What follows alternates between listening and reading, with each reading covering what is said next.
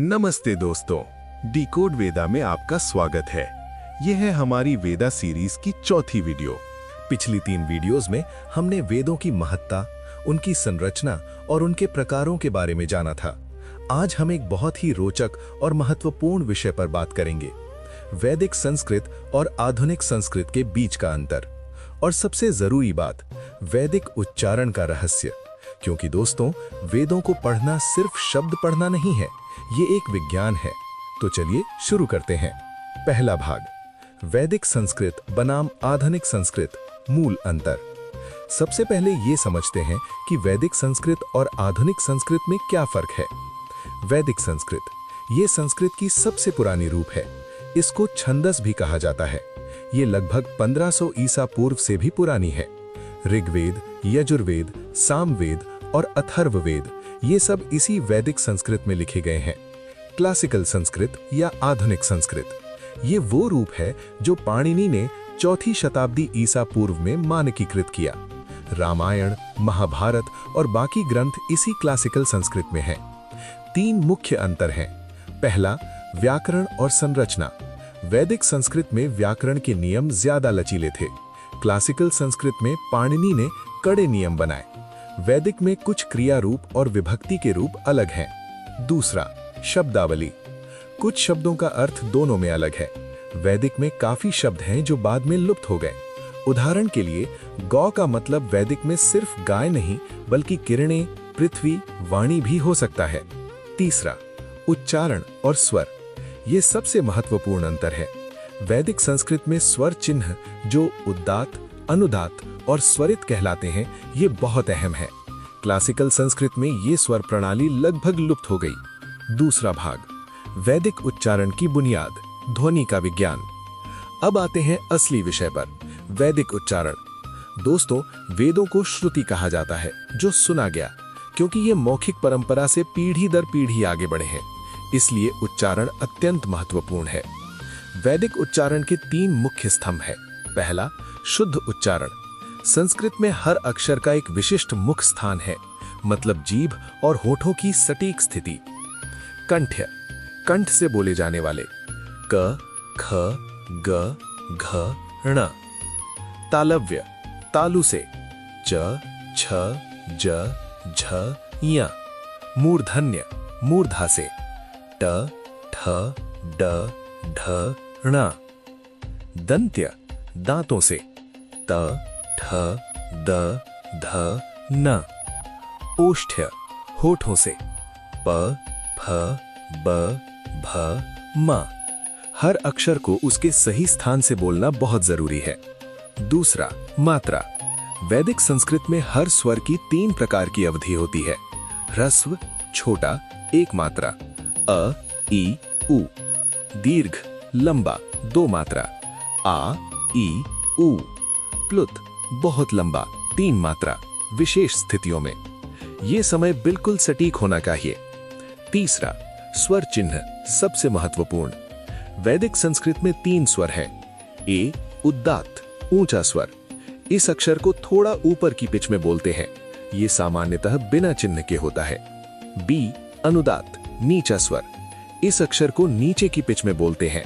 इसको रेखा के नीचे चिन्ह से दर्शाते हैं।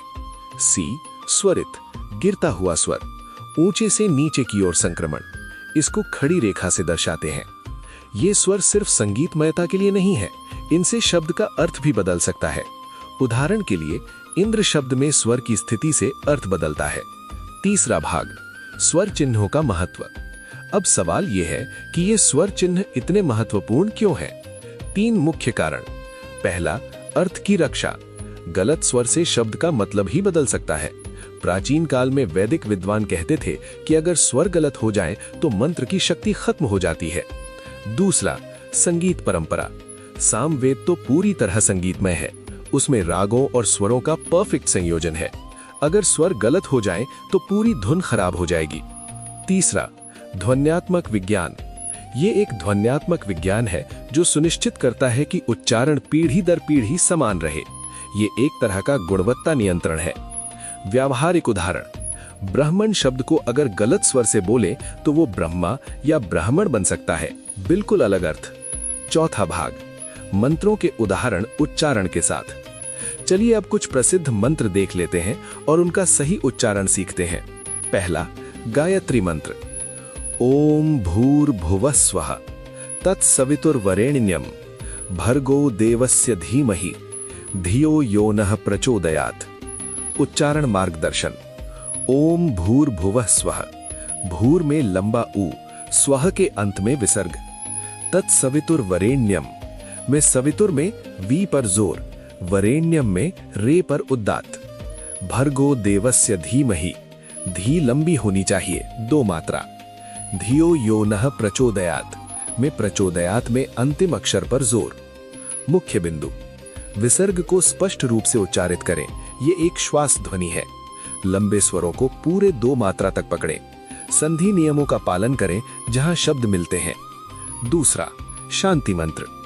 ओम सह नाववतु सह नौ भुनक्तु सह वीर्यम करवावहे तेजस्विनावधीतमस्तु मा विद्विषावहे। ओम शांति शांति शांति। उच्चारण सुझाव। सह नाववतु में नाव में लंबा आ, सह नौ भुनक्तु में 9 द्विस्वर है, दोनों ध्वनियां स्पष्ट होनी चाहिए। सह वीर्यम करवावहे में वीर्य में र्य को स्पष्ट उच्चारित करें। तेजस्विनावधीतमस्तु, यहां गति सुसंगत रखें। मां विद्विषावहे नकारात्मक आदेश है, स्वर तदनुसार रखें। ओम शांति ही शांति ही शांति ही, 3 बार शांति को समान विराम और जोर के साथ। आम गलतियां जो बचानी है, पहली, छोटे और लंबे स्वरों को मिला देना, यह सबसे आम गलती है। दूसरी, विसर्ग और अनुस्वार को अनदेखा करना, ये दोनों ध्वनियां महत्वपूर्ण है। तीसरी, शब्दों को जल्दी जल्दी बोलना, वैदिक पाठ धीमा और स्थिर होना चाहिए। चौथी, संधि नियमों को तोड़ना, जहां शब्द मिलते हैं उनका सुगम संक्रमण होना चाहिए।